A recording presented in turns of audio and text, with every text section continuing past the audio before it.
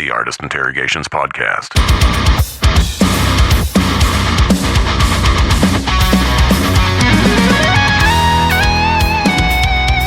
Check. Hey. There we go. Cool. By the way, Am I too loud? I can be loud. oh, me too. So Okay, cool. it's fine. Yeah. My last name's Peach, so I go by Peaches on the air. Gotcha. I don't want you guys to think I was like some sort of like stripper or something like that. Hey, it's Peaches, you know. Oh, no. Yeah, when I said that initially, Jolly from Bad Omens sang the whole song, and I should have stopped talking when he was doing it. I would have kept that forever. That's amazing. Yeah. But how are you guys doing today? Doing great, man. It's been an amazing run. This has been our most successful tour to date, which is the most exciting thing we can announce.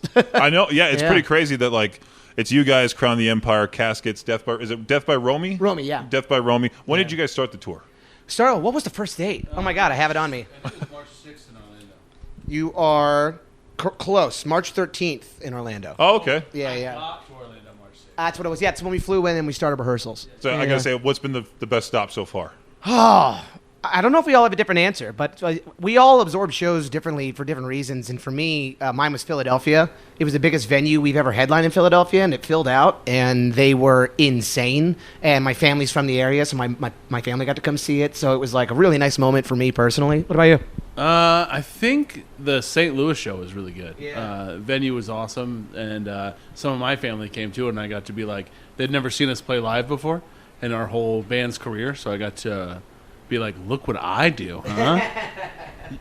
Yeah, similar answer. I live in Orlando, and so I've got a bunch of friends and family out there, and it was the first show of the tour.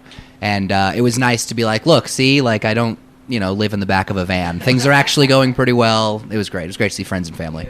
Is it weird to like sort of brag to your friends and family that you guys are in a very successful band? You're So it's all different for us because like our families come from different backgrounds. Like my mom was in a band before and like did the whole circuit where she like toured and stuff. So she gets like going forward and the passion and the risk and all that. And I know your families come from a more traditional background. So usually like the idea is like, all right, well, are you going to make money doing this? And then so to be able to get to a point where we can, he owns a house in Orlando that, he's able to pay for with our band. We live in an apartment in North Hollywood, California, which we're able to pay for with what we make. And we're just blessed to be able to say that we can do that because we've been at this for 15 years and it was not always that way at all. Yeah, it's pretty wild. Like, Yeah. because when I saw the tours announced, I'm like, I saw Set It Off. I'm like, who are these guys again? Like, Yeah. And I started hearing Punching Bag, and we put that in rotation. Yep. Oh, thank you so much. Of course, yeah. Yeah. All the songs, Punching Bag, Parasite, Thank you. Even the remix Below the Belt with Point North. Oh, dude. My boy, John. John is one of the nicest. I was just talking Yeah. to these guys about how like they came to our studio on that tour with Stitched Up Heart, I think. And, Oh, yeah. Yeah. Very, Yeah, very he's cool great, man. guys. Both, Yeah. all of them, they're great. Yeah, I mean it's amazing. How does it feel though to have like your songs being played on rock radio? Because it's Surreal? Yeah, exactly. Yeah, Yeah, I mean, I say this on stage every night because I think it's just a reminder to like feel the gratitude from all the years of hard work. We were signed to 2 labels and we never got on the radio. And you think usually that's like the magical formula. And then we go independent, and the first song we release is called Punching Bag, and it's the first time we were on the radio. And it felt really good to bet on ourselves and really go for it and see the fruits of our labor kind of come to fruition. It's amazing. It's surreal and amazing. and just the headlining tour that has to be like It's the cherry on top. Yeah. Yeah. Like just seeing like this, we have our record for sold out shows. Tonight's sold out. Like in so many metrics, this is our most successful tour we've ever done. There's an interesting moment in our set every night where, we've been a band for a minute, and so Cody will ask, who here saw us on the last tour? Some hands get raised up. And lately he's been asking, who's here for their very first time seeing Set It Off? And the amount of hands we've been seeing, sometimes it's like 80% of the crowd, which is unbelievable. So we're just very grateful that something is clicking and something is working, and it's resonating with people. And how old were you guys when you guys first started the band? Oh God, here we go. Yeah, because I was like 2008. You guys were like, I was 19 years old. Okay. Yeah, we're all around the same age. Yeah, I was about 3.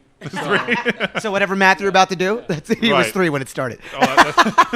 Because I remember like in high school or even middle school asking Andrea shirts, and I'm like, these guys. Yeah. I found out their age. I'm like, they're not that much older It's than me. so cool. See, like that stuff is so inspirational to us, just because like persistence is key. It really is. Like because there's so many moments in this industry that you can't avoid where it's going to feel like total failure, and like you can take it as you can make it and turn it into a negative and be like, oh, this is our sign, guys. Well, hang it up. This is it for us. or you can make it into a giant chip on your shoulder and barrel through it. And that's kind of what we've done every time. Oh, wow. No struggle. We've gone through everything. We've had an entire team drop us. I've gone through a vocal injury. We've gone through all of these different things that should seem like, oh, I guess this is our sign. And we've just overcome it. And that's what you have to do. It's a very competitive industry, and there's a lot of bad people in it. And you got to find your way through it and navigate it and overcome. I find it very similar to radio, to be quite honest with you. Really? You don't get paid all that much in the beginning. You have to like work your way to the top. I've come to learn over the years, like my fiance is dabbling in the film world and stuff like that, and seeing that industry. And it seems like any industry like that you're just trying to climb up, whether it be freelance, corporate, whatever. You are met with very similar struggles. Just like I always find it interesting when I first started writing songs.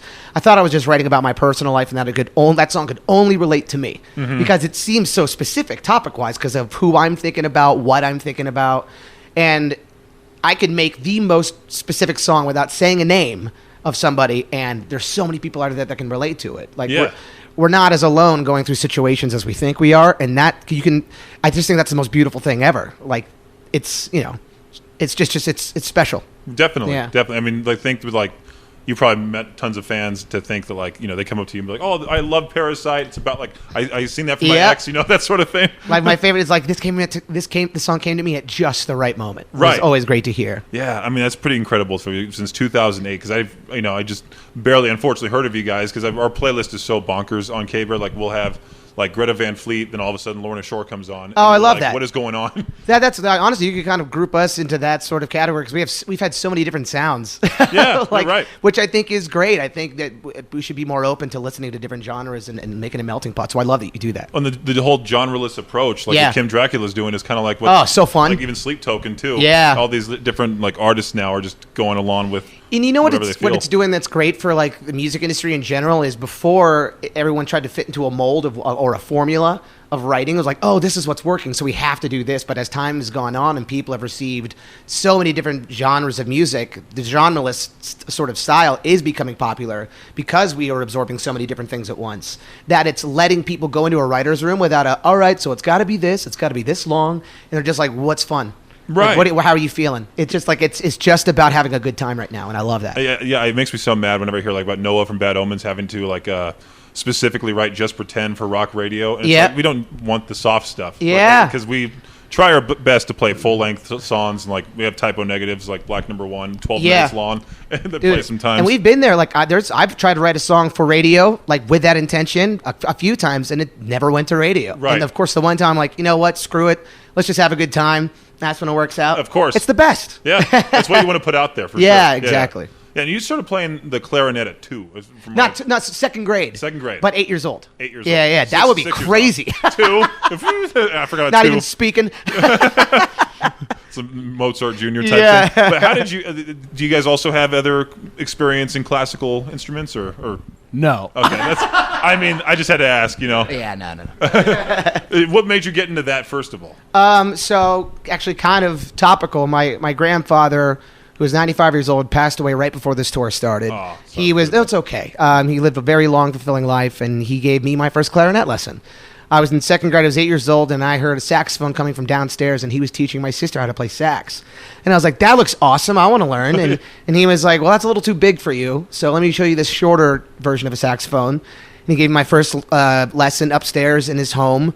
I think they were called thoroughbred books, like the beginner's book. Just learn how to read sheet music and all that. And 11 years of playing that, and I had a lot of success doing it in the state of Florida and at my high school program, and I got a little bit of money to go to college up in Oberlin, and I was pursuing classical clarinet. That was going to be my life. Wow. But I liked being in a band so much more. It is different because I talked to Yeah. Tim Brennan of Dropkick Murphys, and he played accordion, and it's That's amazing. Such a weird instrument, but it's also he also plays that in the band with the guitar and drums. Yeah. All of them are you find out they're all multi-instrumental. It's really That's weird. so cool. Yeah. Yeah. But how did you guys all meet? First of all, that's another question. All in different ways. We met by playing shows in our local scene. Zach and I met by playing shows in our local scene. I think we would go to Denny's afterwards and just quote Family Guy and just laugh our off. And Max actually auditioned for the band forever ago, but the moment we met him, we were like, okay, we feel like we've known him forever. And yeah, we've just been doing this thing ever since. That's so cool. Well, I'm very excited for the show tonight, guys. Really, this is gonna be awesome. Me too. Great time. You know, the Depot is definitely like a older venue. Like it's a fun little building for sure. But like if you guys, you know, the whole building probably shake out there tonight. Oh, I'm excited. Yeah, it's gonna be a good time. Well, thank you again for joining me today. Really appreciate you guys. Absolutely. Thank you so much for having us.